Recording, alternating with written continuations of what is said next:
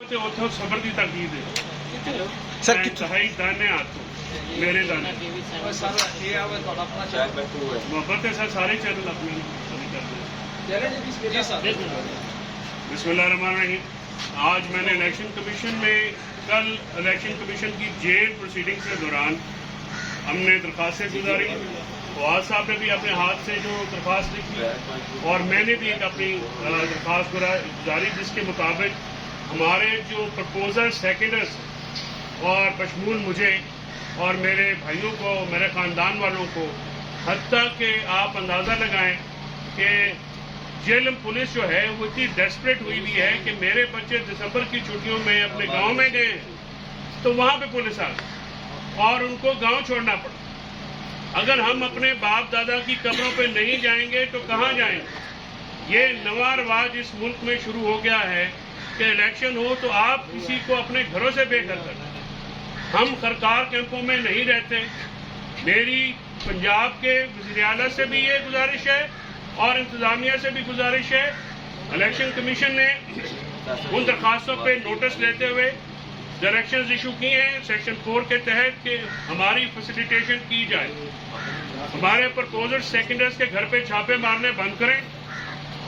मेरे घरों पे आप जाके ये पूरी फैमिली के जो मर्द हजरात, मैं मेरे भाई फवाद साहब जेल में हैं, मेरे कज़न जो हैं, इंश्योर कर रहे हैं कि कोई बंदा बार पैरवी के लिए ना बचे। इसके लिए लेटर्स बार काउंसिल्स को भी लिखे हैं और चीफ जस्टिस पाकिस्तान जो अभी एक्टिंग चीफ जस्टिस हैं उनको भी लेटर जो लिखा गया है वो मैं अभी यहाँ से जाके वहाँ पे भी फाइल कर रहा हूँ। तो खुदा के लिए ये जो मामलात आप कर रहे हैं ये ना पाकिस्तान के लिए, पाकिस्तान की अवाम के लिए, जमहूरियत के लिए ये जहर कातिल हैं। इस किस्म की हरकतें करना आपने देखा जिस तरह से नॉमिनेशंस पेपर छीने गए। नॉमिनेशंस पेपर जारी जमा कराने मेरे छोटा भाई गया तो उसको अरेस्ट करके नामालूम मुकाम पे रखा 12 घंटे और पैगाम दिया कि आप यहाँ पे एक्टिव नहीं होंगे। इस किस्म की जो जबर है हम उसके सामने झुकने वाले नहीं हैं। हम अपना आईनी और कानूनी हक इस्तेमाल करेंगे। आज इलेक्शन कमीशन की डायरेक्शंस के बाद और मजीद जो है कानूनी कार्रवाई अदालतों के जरिए भी मैं करूँगा और मैं अपना हक जो है अपने अवाम का, अपने वोटर्स का वो मुकम्मल तौर पर इंश्योर करेंगे। ये कोई तरीका नहीं हो सकता कि आप नापसंदीदा उम्मीदवारान को एक पार्टी को वॉक ओवर देने के लिए जो कि आपके लाडले हैं, जो कि आपको बहुत अजीज हैं, उनको वॉक ओवर देने के लिए आप उनके इलेक्शन जो हैं वो इस कदर जो है वो ख़राब कर दें, इस कदर जो है वो मडी कर दें, इस तरह से पोल्यूट कर दें, इस तरह से आलूदा कर दें कि इलेक्शन जो है उनके मुखालफिन जो हैं वो लड़ ना सकें। इलाके के लोगों की खिदमत की है।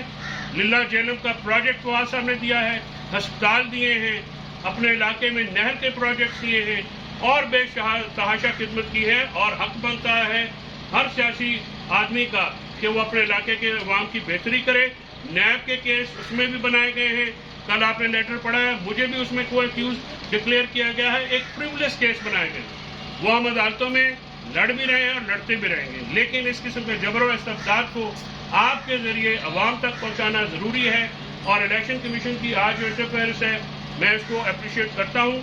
लेकिन इसके साथ साथ मैं अपना ये भी खदशा जाहिर कर रहा हूँ आपके जरिए कि इंतजामिया इलेक्शन कमीशन की डायरेक्शन पे काम नहीं करेगी। लेकिन उस सूरत में इलेक्शन कमीशन के पास जो अख्तियारात हैं तौहीन इलेक्शन कमीशन से उनको भी यूज़ किया जाएगा और अदालतों में भी जो मामलात होंगे मुकम्मल तौर पे उसको किया जाएगा। अपने प्रपोजल्स सेकेंडर्स को मुकम्मल गार्ड करेंगे, उनकी हिफाजत को यकीनी बनाएंगे, उनकी प्रेजेंस को यकीनी बनाएंगे और जब कुछ नहीं मिलता तो आप प्रपोजल सेकेंडर्स को उठा के ये एक आप तमाशा शुरू करने वाले हैं।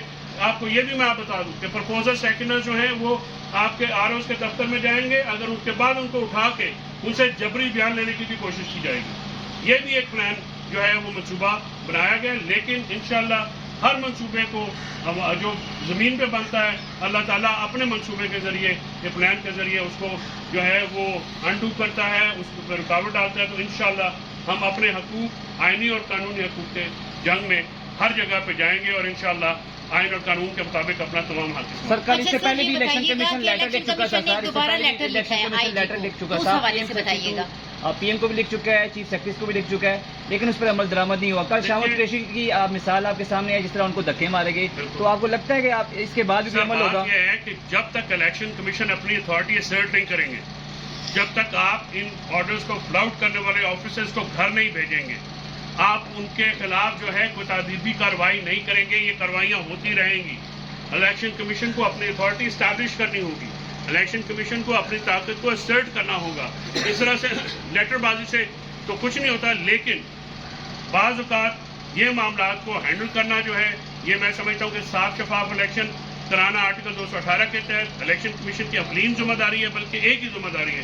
اس کو نبھانے کے لیے الیکشن کمیشن کو ہر حد تک جانا چاہیے, اور جو آفیسرز اس آرڈرز کو فلاؤٹ کریں ان کو جو ہے they must be taken to the task, اور ان سے پوچھا جانا چاہیے.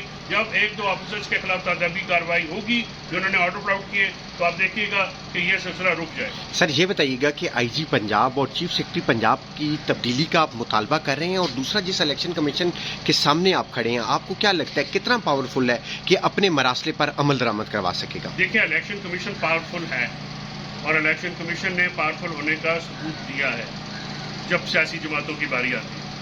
وہی جو ہے ثبوت اب ایگزیکٹو پہ بیوروکریسی کے اوپر دینے کا بھی وقت, اور ان کو وہاں پہ یہ اپنے آرڈرز کرنے چاہیے, عمل درآمد کریں. دیکھیے, آپ اور ہم تو سپورٹ کر سکتے ہیں, ہم اور آپ جو ہیں یا عوام جو ہے سپورٹ کر سکتے ہیں. یہ باقی کسی نے مضبوط ہونا ہے تو وہ انہوں نے خود ہونا ہے. اگر آپ اپنے اختیارات کو استعمال نہیں کریں گے تو آپ کمزور رہیں گے, اگر آپ اختیارات کو استعمال کریں گے تو آپ تگڑے رہیں گے.